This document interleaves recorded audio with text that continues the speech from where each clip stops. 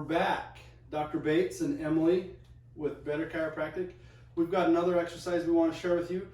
This is some of the foundational moves, if you can say, to foundation training.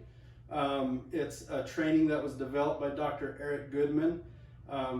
It's probably replaced about 90% of our low back rehab because it's effective and patients are compliant with it because they can feel the difference right away. So we wanted to do a video, make sure you've got this information, and it's something hopefully you can use to help correct the way your muscles fire in your low back and to build up that strength and endurance to minimize reoccurring episodes of low back pain or just low back pain in general. So Emily is going to be our model. She's going to go through it. I'm going to walk you through it, hopefully pointing out some of the flaws, things that are commonly done wrong, and things you want to keep in mind as you do these exercises. So Emily is going to intentionally do some things wrong so that I can correct her so you know what we're talking about as far as what some of those things are. So the first exercise, we're going to do two exercises.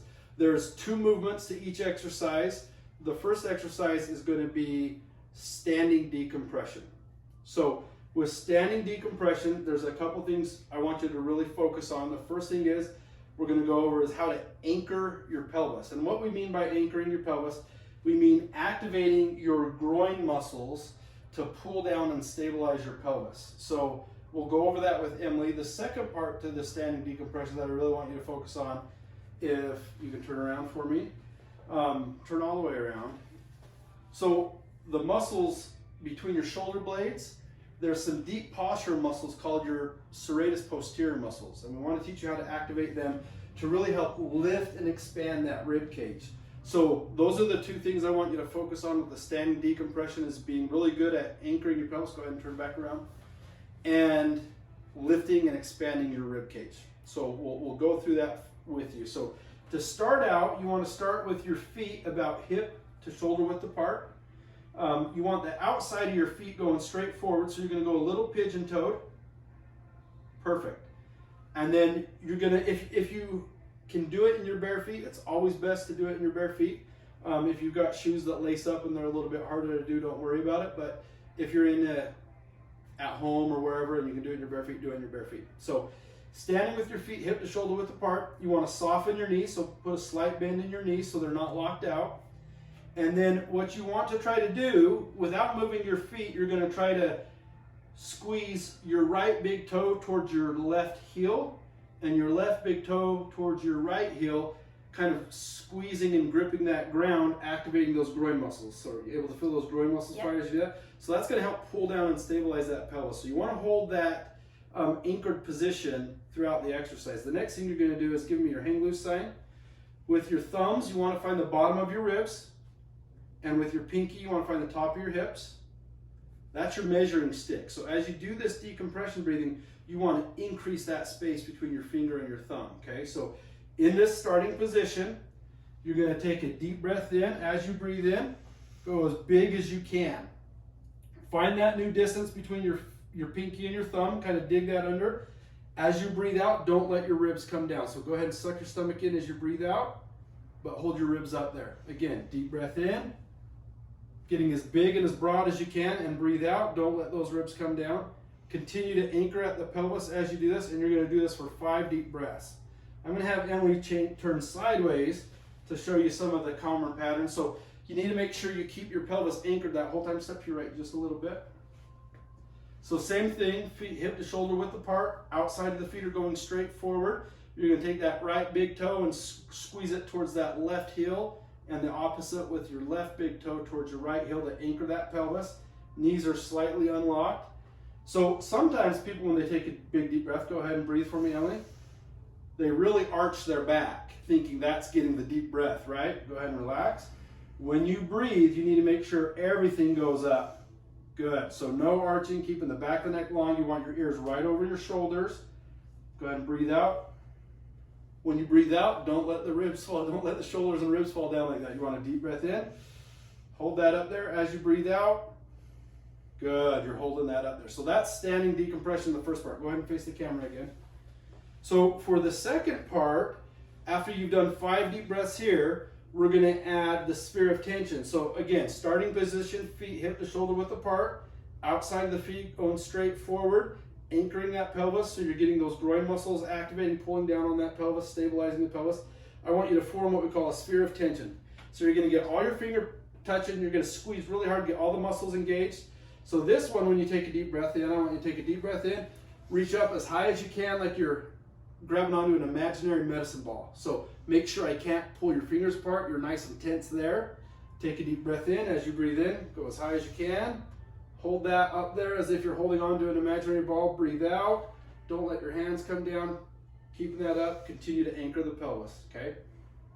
So you'll do 5 deep breaths there. So 2 exercises for standing decompression. So you're gonna start out by doing the rib spacing, 5 deep breaths, and then anchoring that. There you go. So we got that sphere of tension.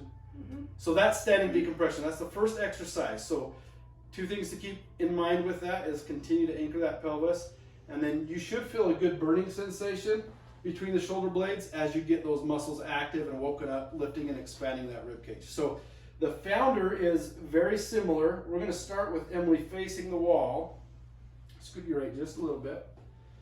You're going to start out the same way. So your feet are going to be hip to shoulder width apart, outside of the feet going straight forward so you're a little pigeon-toed. You're going to soften those knees so they're not locked out. You're going to anchor that pelvis by taking the right big toe towards your left heel and the left big toe towards your right heel. Okay, from here, you're going to hinge at the hips. So we want you bringing it back. So first, let's keep your arms, there you go, just right there. So 2 things that can happen here is when they hinge at the hips, they kind of, so there you go, you round it out and you lose your curve. And so what you want to do by hinging at the hips, you want to lift your butt as high as you can and keep that natural curve in your low back. So from here, you want to open up your hands and just, so open up your chest. There you go, good. So you're trying to widen that chest. You're not trying to squeeze your shoulder blades together necessarily, keeping the back of your neck long. You want to hinge, come back, stick your butt back as far as you can without falling backwards. If you feel like you're falling backwards, you can let your shoulders go forward a little bit to kind of get that balance. You want 80% of the weight in your heels and your toes are just barely touching. So from this position, you're going to do 5 deep breaths. So go ahead and breathe. As she breathes, she wants to sit her weight into her heels as she lifts her rib cage up. So you're still trying to decompress as you're doing the foundation training. But what you should feel is you should feel your low back muscles firing, your glutes and your hamstrings. If you don't feel those firing, do you feel all 3 areas firing? Yes. Sometimes you need to anchor your pelvis a little bit better to get your glutes firing. Sometimes you need to sit more weight back in your heels to get the hamstrings firing, but you should feel all 3 of those firing as you do 5 deep breaths. Go ahead and stand up and relax.